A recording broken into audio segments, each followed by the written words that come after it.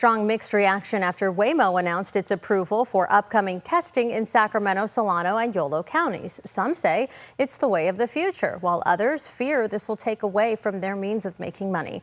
ABC 10's Roxanne Elias explains the change.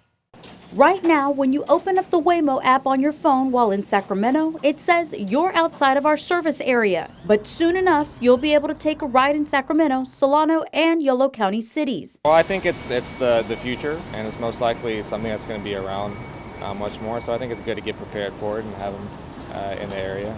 Waymo made the announcement after receiving approval from the DMV to begin testing in Northern and Southern California. There's excitement from people who want to experience the self-driving cars. A lot of people who come to California, they're like, oh, we get to do this fun little situation where we get to be in a car that doesn't have a driver.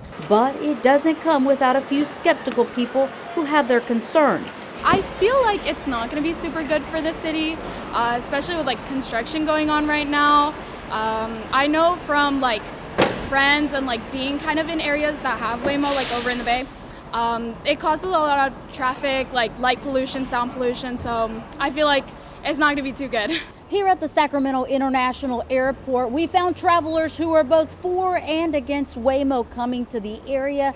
But if you ask rideshare drivers what they think, well, they're afraid of losing their jobs. My experience with Waymo being in the Bay, driving every now and then, has been kind of irritating because it's just like it not only takes people from Lyft and Uber, because some people do this for an actual living and then some people do it for like a side job. Veda Mohammed Rahimi drives for Uber and Lyft for a living.